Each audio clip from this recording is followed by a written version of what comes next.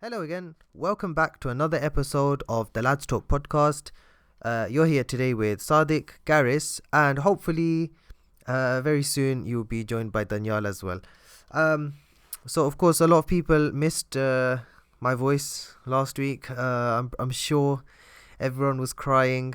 Garis definitely was crying, I was, man. I was. But it happens, guys. It happens. Sometimes, you get busy.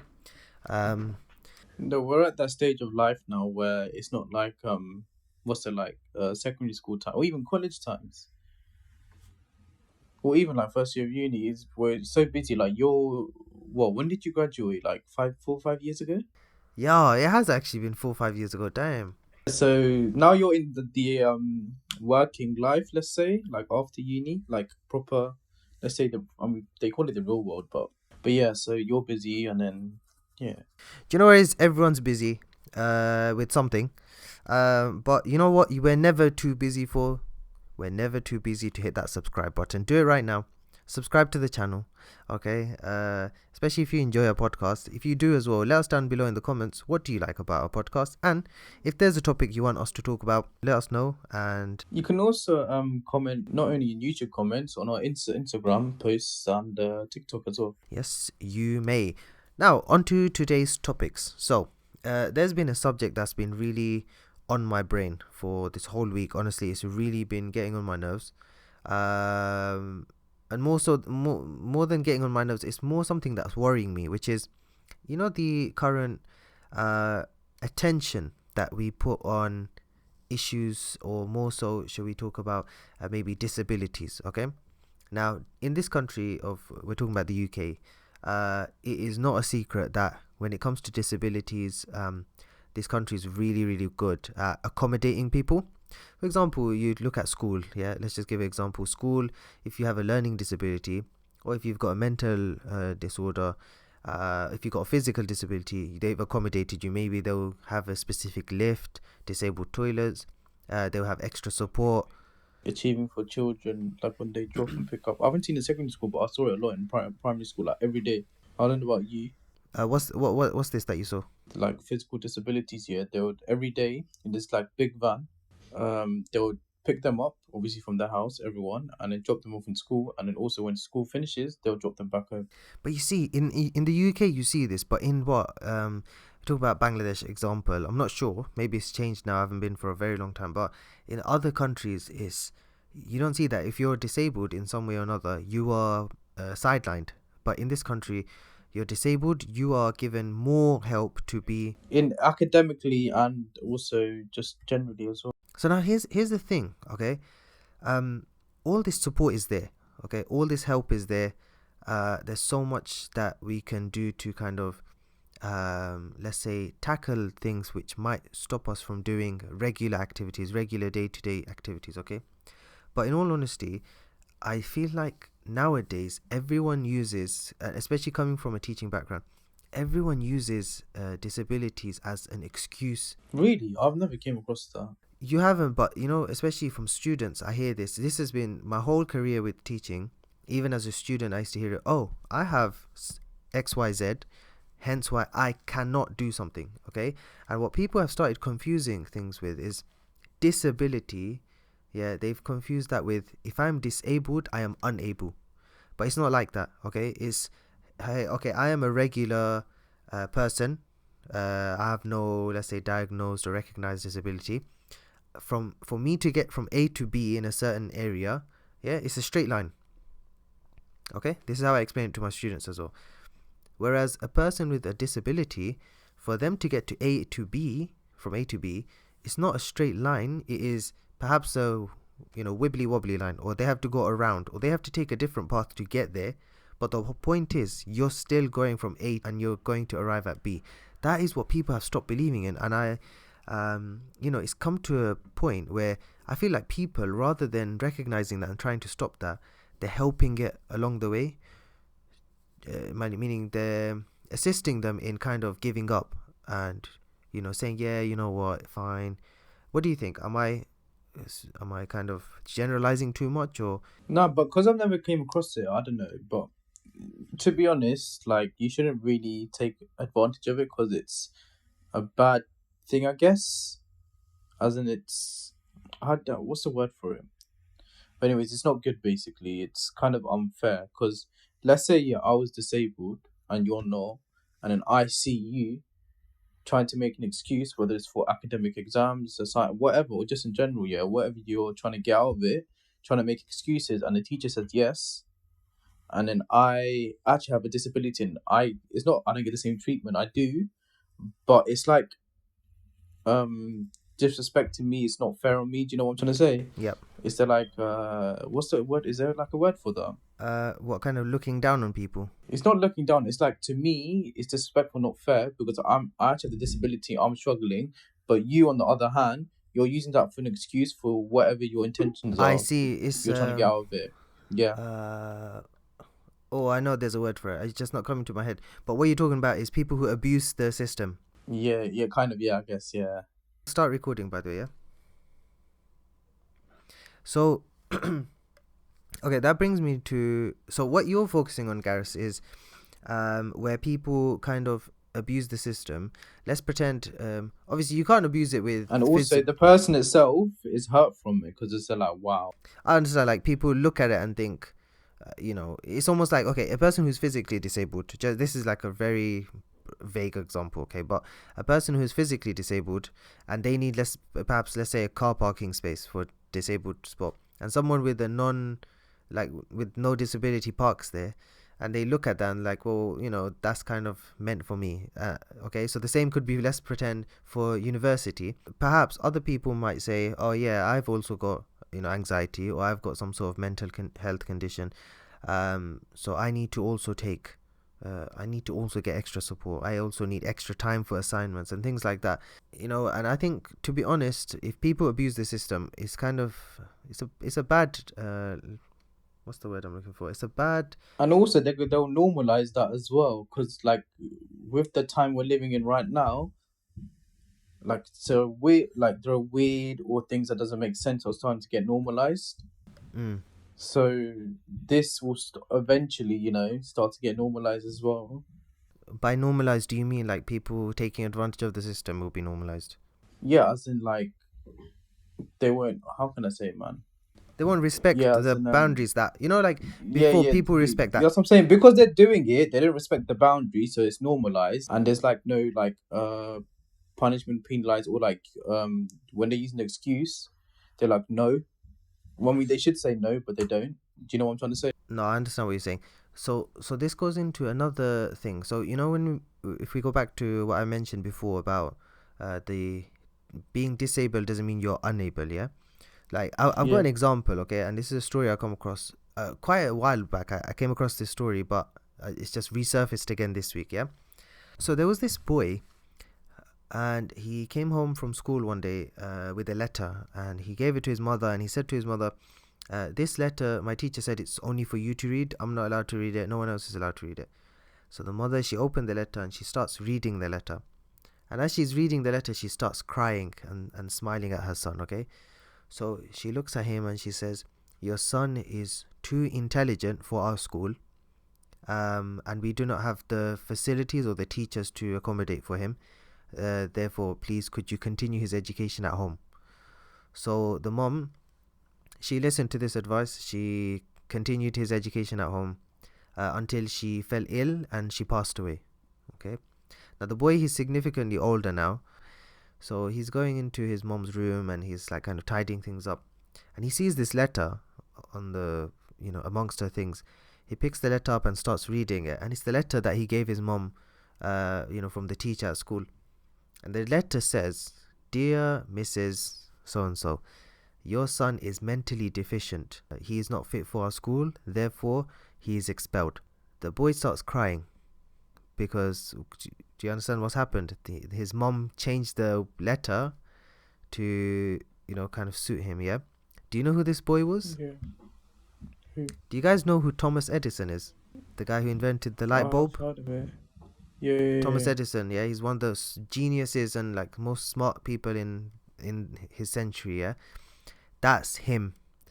Now imagine this genius, if his mom said to him, your school said you're mentally deficient. Mentally deficient, by the way, what they probably meant is you have a learning difficulty, you have ADHD, you have No, you're lacking in dyslexia. something. Yeah, yeah. Imagine if she had told him that, do you think he would have been one of the geniuses of the century? No, that's definitely gonna affect him mentally. Mentally, he will always have that bar that I can't go further than this because I have such and such weakness. Do you understand? So in the same way, when we have, in school, in schools, many times students say, oh, you know what, there's no point me even trying because I'm dyslexic. So what? Like, you have difficulty reading letters and words. That doesn't mean you can't do it. It means you have to work harder to do it. So what are you giving up for? And this is what people do. They do the same with anxiety. They do the same with depression. They do the same with learning difficulties and disabilities.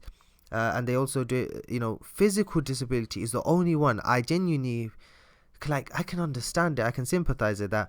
Physically, what if someone is in a wheelchair? Physically, are you going to play football? It doesn't make sense to ask someone to do that. Okay, that's cruel, firstly, and secondly, you don't ask people to do that. That's fine, but I have difficulty reading doesn't mean I can't read totally. You just have to work really hard, you know. And that's the thing that we're facing currently. There's this kind of culture that, oh yeah, you know what, I've got such and such issue, that means I can't do it. I feel like we need to get rid of this kind of mindset. Yeah, I remember you in the group chat. Was it last week or the week before? We were talking about something, and you said this exact same thing to me. Do you remember? I can't remember what I said. What did I say? The same thing. It's not that I'm not able to, because I haven't tried it yet. I forgot what you said, but I haven't tried it yet. So you said that I can't say that I can't do it. I can't remember what we were talking about, but I don't remember it as well, but I remember this specific phrase. The phrase that the important point you're saying right now about it's not about because I have this I can't do it. I have to work extra. So the thing that happened with me, I don't remember. I haven't tried it, and I said I can't do it, and you said you can't say that without trying it, something like that. yeah, well, I think that's the core of it. And Danielle's here now, I believe. Danielle, you here? Yeah, yeah. Okay, Danielle, what do you think about it? What do I think about the thing you're talking about just now? Yeah. Yeah, I think people use it as an excuse. It's like I saw on Andrew Tate's thing. It's like, yeah, you got depression, but knowing that you got depression, what good are you gonna like do if that makes sense? If you didn't know you had depression, you would be better off in a way because you're gonna be like you're gonna be put off from certain things. You're gonna be like, oh yeah, I cannot do this or do that because I got depression or other stuff. And yeah, people do use that as a excuse nowadays.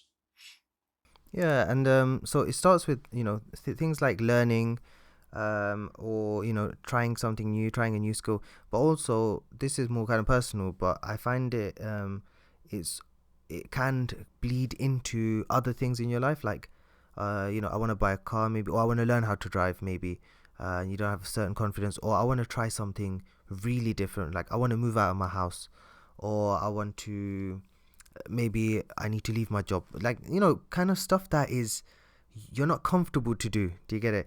And I feel like people sometimes block themselves up because this that wall of kind of I'm scared of trying it is too And then powerful. they come up with these excuses. Then they Like, for example, from amongst us, I think Garris and me, so far we've experienced moving out, living out. Yeah, Garris, let me ask you, what is your experience with living out? When you have lived out, walk us through like your whole journey so far with living out. To be honest, even before I moved out, I knew I could manage it, man. And the reason is, yeah, like, because I come from an Asian background. So it's weird because with some families, yeah, the typical boys don't do the kitchen stuff. Let's say, Like cooking, cleaning. yeah, cooking, clean, whatever, just the kitchen, yeah. So I'm just using that as an example. But I don't know, from a younger age, I guess I started to do that. Let's say. But anyways, like the normal household chores, yeah. So I started doing it. The main thing, literally everything in the house. So yeah, I was not really too fussed about when I moved out. Before moving out, and as I was living out, I wasn't too fussed. I knew I can manage. It's not that hard. And people are, oh my god, this that. And the main thing is, I guess cooking, because people are so used to like your whoever you live with at home, whether it's auntie, uncle, granddad, grandma, or your parents, they cook for you, right? And yeah, you don't really learn that skill, which is very useful later on in life as you grow, as you move out. So yeah, so I knew how to cook and stuff. So when I went out, it wasn't really a fuss. I was just like developing on it. But yeah, man, I would say when I moved out, I didn't really come across new things. I knew everything, and the only thing was um cleaning. And when I mean cleaning, I'm talking about bathroom, because at home before I moved out, I didn't touch it at all. But apart from that, I knew the rest. Also, money management. So with that, yeah, just in general, people are like me who don't really spend, who are cautious, careful, and only when you need to. Or some people just like, they can't control themselves. So I was fine with that, and I also had the mindset where, you know me, innit? Like save every penny. Mm-hmm. So that's why I Big just go stingy. out. Big stingy. Big stingy. Yeah, stingy. So literally, so people who don't know how to cook, yeah, they will have to spend money on pre-made food. Is it pre-made food? Yeah. Processed food, Mhm. pre-made, ordering Uber, all of that, which costs much more than cooking. I just go to Lidl, man. Aldi, literally, it's so cheap. I save a lot of money. Ooh, shots fired. And yeah. Shots fired. I just want to touch on that Shots point. fired. This guy's so stingy. He was thirsty for water, and this guy went to the public toilet and just drank water from the sink. Oh no, I'm not that stingy, no, man. Wait, Daniel, you said it wrong. He was so stingy that he used the toilet water. Exactly. Actually, Oh my God. he kept the remaining shower Yeah. droplets in a bucket, and Exactly. But it's kind of a good experience, What though. was it? because What you're drinking out- shower water? No, not that. I'm Gareth. talking about my I'm Gareth, talking about come on, my Gareth, living out experience, man. Oh, Gareth, that's disgusting, So bro. it's kind of a good experience because you get to like have your own. You actually have your own responsibilities, managing money, cleaning, waking up, cooking food. So yes, at the time when I moved, that was for uni purposes. So yeah, so I was doing all that and uni on the side. But but the good thing for me was because I get student finance. Financially, I don't really struggle. Let's say, if you know what I'm saying. Like when people move out at the beginning or like after they graduate uni or whatever. Yeah, that's really good. Do you know what I'm saying? That's really because let's say that wasn't the case for me, then I need to find a job. I need to work, and it's like very hard, and you get me paying for all the bills as well. Like because I'm a student, it was bills included. But let's say I moved out by myself, I need to pay for the rent, all the bills, and there's just so many. Do you get me? Yeah, we get it. Yeah. So that's it. Yeah. So apart from that, yeah, it's a good experience by myself. You just, I guess, you develop skills on the way. Like, because I already knew things, it wasn't new to me. But let's say some people, when they do move out, yeah, they'll learn doing their beds, cleaning, sweeping, cooking, and yeah, the list goes on. Yeah, so it's you develop Daniel's favorite word from episode, I think it was episode 4, yeah. Autonomy, innit? Autonomy. What's autonomy, okay. man? Autonomy. Remember autonomy, Daniel? So speaking of Daniel, I yeah, forgot what it means. autonomy means don't make me start. Go watch episode 4 if you want to know what autonomy Yeah, means, okay? Daniel's gonna make fun of me for writing another essay, but Daniel, your situation right now, obviously you're still living with family. That's like really normal for Asian culture, and in some aspects that's actually more beneficial for your finances perhaps, or just closeness or whatnot, yeah. But what's your plans? Do you feel like maybe you're gonna move out, or what's the plan going forward? Honestly, yeah, I want to move out. Right now, I'm trying to save up, and yeah, pretty much simple. Why? How come? Because obviously in Asian culture everyone stays together, to the point like Asians buy houses with like 7-8 bedrooms because they want to accommodate, like, because in Bangladesh, Pakistan, you have the whole generations are in one block of kind of houses, right? But that's that. But the thing is, yeah, that's that generation. And we're different. We're gonna have like our own, whether it's rented or our own house. It's just for us. You get me? But Like us as in what's the family point behind it? or Is it whatever. privacy or is it quiet or? I would say privacy, privacy. Okay, so Danielle, what would your reasons be then for uh, staying out? Apart from, you wanna maybe, I don't know, build on your credit score or something. Build on my well, not really. It's more like about the experience. And like if you're living with your parents, you don't really learn anything. If that makes sense. You need to put yourself in a position where you need to do your stuff by yourself. Like Gareth, for example, you learn how to cook because of this whole experience of moving out. Not learn. I developed it. I think you learn All Mhm. right. more. Stop showing off, man. Stop showing off. No, man. I developed. I didn't learn. I was developing.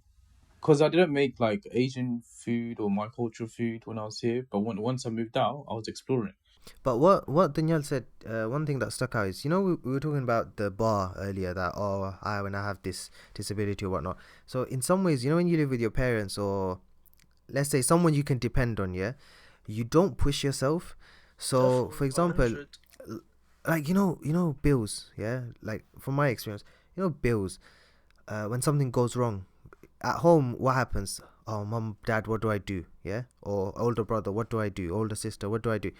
When you live alone, there's nobody to turn to and say, what do I do? Is you ask yourself, damn, what do I do? Okay, and then you start picking up the phone and you start calling, or you email, or you run to the bank, or you do whatever you have to do to make it work. Yeah. But when you're living with someone you can depend on, I'm telling you, it's such a big barrier to learning. Like, in so many ways, Gary's mentioned about money management, perhaps, or mentioned some other stuff, cooking and stuff. Obviously, cooking, I'm really horrible still because I'm lazy. I think I could. Nah, I could. nah, no. You're getting there, man. It's like it's learning steps. Small steps is No, better than it's not that. It's not that I'm a than bad nothing. cook. My food tastes good. It's just I don't make anything. So I just buy. No, but you can't. I can't really blame you, man. You work a lot, man, and it tires you. It's okay, man. No, keep going, keep going. What else is amazing about me? Nothing else, man. So You know how you were saying before you carry on. You know how you're saying about when we're living with our parents, you get too comfortable, like you have barriers, like boundaries. So once I came back to my parents' house, yeah. I don't cook. Like I showed you, like I told you guys yesterday. That's the first time I cooked since I came back 2 months because I just couldn't be asked. Exactly. But if I was living alone, Yeah. if I was still living out, I would have to. I have no choice. I have to cook because who else is gonna cook for me? Myself. no, but also, guys, yeah. Another thing, like, this is why I don't know. Danielle's very inspiring. Let's just say, yeah, like, How? because the way he does. Don't get me No,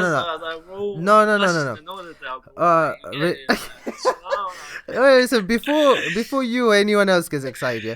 All I mean is inspiring, meaning, sometimes when you look at, everyone has goods and everyone has qualities, and one quality I think Danielle has is he's always kind of does things himself, meaning like, why should I rely on anyone else? Doesn't mean you don't ask people for help, you do, but I'm just saying, in general, you will go look at things yourself, right? That's just like a thing you do.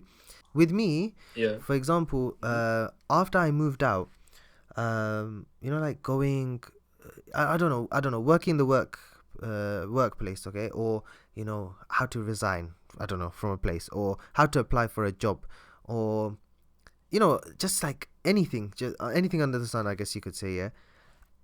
As soon as I moved out, I suddenly had the confidence. I'm so clever. I'm so intelligent with, like, oh, I know everything. People are asking me, oh, how did you do that? How did you do that?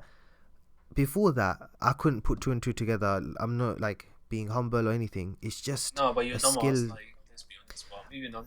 I'm stupid as well. Like, but that's beside the Exactly. point. That's the point. No, but before that, couldn't put two and two together. I couldn't work anything. Like, I don't know. I couldn't cook. I didn't know how to do anything. And I feel like once you remove yourself from the situation, right?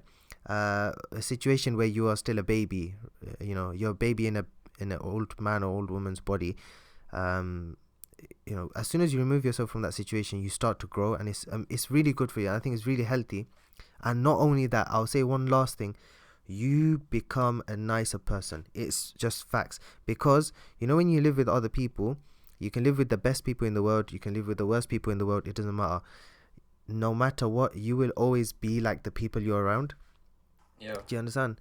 So definitely. if everyone around you is always working, you will always be working, because you need to catch up with them, you need to be like them, that kind of vibe. When you live alone, okay, it's my pace, I'll work at my speed, I'll do it in my healthy way. Today I don't feel like doing it, okay, I'm just going to sit there. You know what I mean? And that's, for your health especially, I think that's really, really important.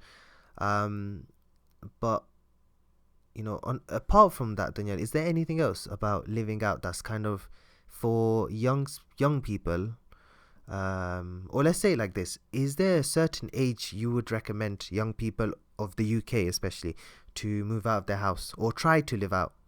Obviously, uni is a thing, but in general. I say once you got like a stable job, meaning either after uni or after you done like apprenticeship or whatever. Once you have like a So, stable job, pretty much something that 21, gives. 22. Depends. Yeah, I guess 22. So, what about if someone's content with living at home? Yeah. They need to grow some balls and like actually move out. Even if they're happy and everything's working out for them. Yeah, but what's the point of living comfortable? Like life is not about being comfortable. You need to move yourself away from certain stuff and explore. It's like you playing story mode, and then moving to multiplayer. You don't get to respawn, so you better fix up pretty much. You only got one That is chance. Yeah, pretty much. enlightening, Yeah. enlightening words from Daniel the gamer. Thank you, mate. Thank you. Thank You you. know, another just off of that quote, I just want to say something. There's this quote I loved. It was games taught me that you're going the right way when you face bad guys. That's sick. That's such a good quote, man. In it. Anyway, oh, one last thing I wanted to say, specifically for like Garrus, yeah, like it was just to pick up on a point we mentioned earlier. The thing about relying on people, yeah. Like, this is why, when you ask a question like, oh, what does that word mean? Yeah. Or what's that? What do I say nowadays? Oh, go search it up. I say, or even Jamie says it, go search it up, Google it. Yeah. Because these things kind of, when you rely on people, you're allowed to rely on people, and that's perfectly fine.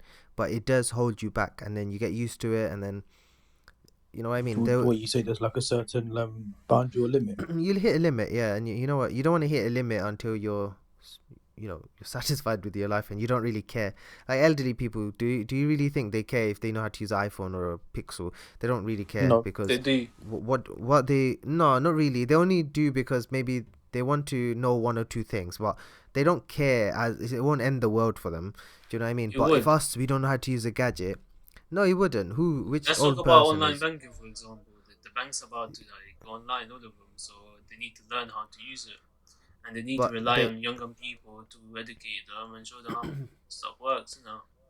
So yeah, no, but it'll be the end of the some world. old people don't Yeah. care. Some people don't care. Think about, what it is.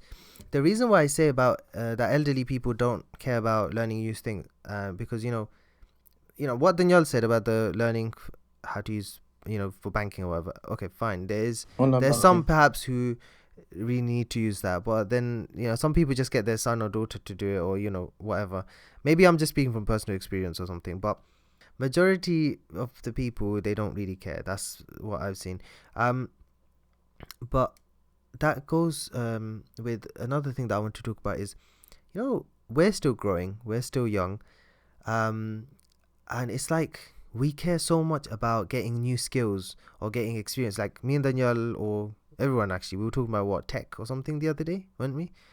Getting into Mhm. tech. Yeah. So yeah, but Danielle's from a not construction. Danielle's from a civil engineering background.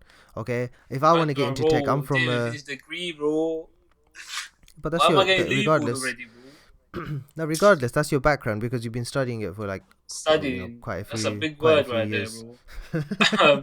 You've been passively learning. Yeah, Okay, passively learning. That's a better passively word. learning Uh, about civil engineering. My background is humanities, so like going into tech. But the reason why we chase or we look to enter these kind of fields is because it always feels like, oh, you know what, the thing that I'm doing is not enough to land a Therefore, good job, to land a good pay, right? Um, what do you think? Like, obviously, civil engineering. People who are listening know civil engineering is a very good kind of job or sector to go into, meaning in terms of finance. So Danielle, why would you think about going to tech? What's the kind of mindset behind that? always wanted to do it, but made the wrong choice by choosing civil engineering. So, yeah. So is it more to do with passion or more to do with finance? What to do with both, I guess. Most tech jobs here, you can do it from home, and the pay, like, in America, is crazy. It's like 100K plus on like a year experience. So, yeah. It's more paid than the civil engineers, I'm pretty sure, on the long run. And plus, like, in the future, you're more dependent on tech than civil engineering, I guess. No, that's fair. And what about you, Gareth? Do you ever see yourself moving into a different job sector than what you've studied, or 100%, man, 100%. But right now, I'm like them people who are still clueless, and I'm trying to figure out what I want to do. I haven't got it, like, so I'm still clueless. see, what I find is nowadays most people are. You say clueless. I just say they're unsure about where they want to go. Right? Like you're studying a medical degree, you're studying a civil engineering degree, you're studying a humanities degree, and so on and so forth. But the closer you get to finishing your degree, the more you start wondering, this isn't for me. You know, I don't really want to go into. That's exactly how I felt. Do you know what I mean? Like, I don't actually want to go into Like this. with last year, second year, yeah, I wanted to, I think, get into hydraulics part of the engineering that I do in civil. Then after, I'm like, nah, I'm not interested in it. I only liked that module because of the teacher. Because this year, You had a crush I on the have it, teacher. but I'm not. As in, I understood the way he taught. I actually understood. So the reason why I'm asking is because there are people who are unsure. They're nearing the end of their degree, their masters. You know, some people are nearing the end of an apprenticeship, perhaps, or some people are maybe they're 3 years or 10 years into a specific job, and they keep telling themselves, "I don't like this." Okay, I really don't like this. Um, and they're stuck there. Okay, and what I find really sad, and obviously, I could think about this myself as well, but I'm sure many people think that I've studied so long and so hard. I had to stay up, I did assignments, I did this, I paid this much fees for my tuition, or I stayed away from home. I did all of this difficulty, all of this hard work, yeah. Yeah. And you know what, Hmm. do I really deserve to be paid 21k? Okay, do I really deserve to just be paid 35k? I say just very carefully there, by the way. Yeah, 35 is very good for some people, but do I deserve? Is that all I deserve? Do you know what I mean? And in And the this is UK, before. All of this is before tax as well. exactly. And in the UK right now, a large cause of anxiety is I'm earning 35 or 40k and it's still not covering my bills.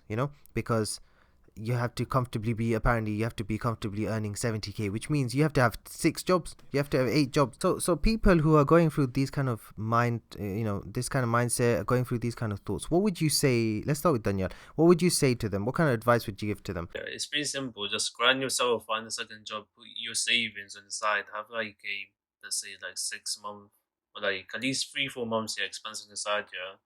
Then keep applying for jobs that you're wanting to move into. Worst comes to worst, yeah, if you don't get that job, you can come back to your current job or find something similar again. It's like, what's the worst that you can happen? Like, for example, let's say you go like to experience 2 years experience in teaching. I'm pretty sure someone would hire you as a teacher again. There's no way you got 2 year experience. You will find some kind of teaching job at the end. If you don't find the job that you're looking for example, that you just need to cover yourself. Like, let's say you're not able to find the job in a month or so, you can still cover your bills and stuff. Pretty much. That's the way I see it. And Gareth, what kind of advice would you give? Similar to Dan, you're not gonna lie. Like, there's no point stressing on something that you don't have control over. And this is where I always bring religion in. It's everything happens in God's timing, and whatever plan He has for you, it's the best thing that He's put down in your life at that moment. So yeah, so there's no, don't stress. Like the future's already decided. Just focus in the present. Like what Daniel said, grind, earn money. If you can't get a graduate job, just do a normal, just part time retail, just the normal jobs in it. And I'm pretty sure somewhere Sooner or later, you have experience. sooner or later you're gonna get. As in, for me, because I've got experience literally everywhere. So before I get a graduate job, I can just keep working anywhere. So it's no stress. But people won't be like me. Do you get me? The wide range of experience I have, not in everything, but most fields you can say in part-time jobs. But anyways, there's gonna be something. So just grind there, save money. Don't be stupid. Like spend when you need to. Don't spend unnecessary money. And yeah, that's for the money part. That's literally the person itself. But yeah, just try your best not to get tempted. And like Daniel told me this the other day as well. I need to do it. Write down your expenses, your bills, your income, and then see how much you can save, Exactly. and go from there. True. And then like sooner or later, you're gonna get a graduate job, and you're gonna earn more money. Then you don't need to, Obviously, when you do the part time, it's gonna be a bit tight. Well, like, if you are living out, but that's only like a difficult time for a short period. It's not gonna be like that forever. And like what Daniel said, if you have experience, someone's gonna hire you. So there's no point stressing and putting unnecessary stress on yourself. Yeah, so arguably one of the most important advices that I've heard, I was reminded by my best friend in the whole wide world, who told me, romanticize your life, okay? AKA live like you're living in a movie, all right? Which is easy for me because, I'm the main character and all. With them toes, yeah. What? Yeah, only the main character can have toes like this, okay? I'm still Exactly. investing in that soundboard, by the way. But you know what it is?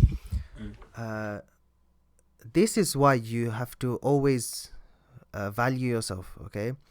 And it's because I was once working in a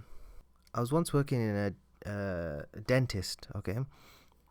And the receptionist, yeah, I was a receptionist as well. And the receptionist, they used to gossip about the dentist that, oh, look at how much they're charging, 4K this, 3K that, 1K this.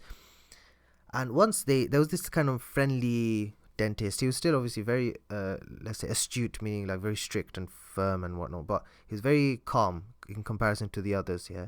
And dentists in general have pretty big egos. I don't know in the workplace. I don't know why. Okay, maybe it's just that place. But he came into the office one day and then they said to him, oh yeah, how are you charging 7K or something for such and such procedure? You're overcharging people, you're scamming people, da da da da da. The dentist goes, have you guys ever heard of Picasso? The Pablo Picasso, the painter? You're asking us? Artist? Yeah, we did. Yeah, I'm asking. So he asked that question, yeah? He said, have you guys ever heard of Picasso? And then they said, yeah, we've heard of Picasso. Because Picasso is a very good artist, right? Like he had all these drawings and they go for millions of pounds, right?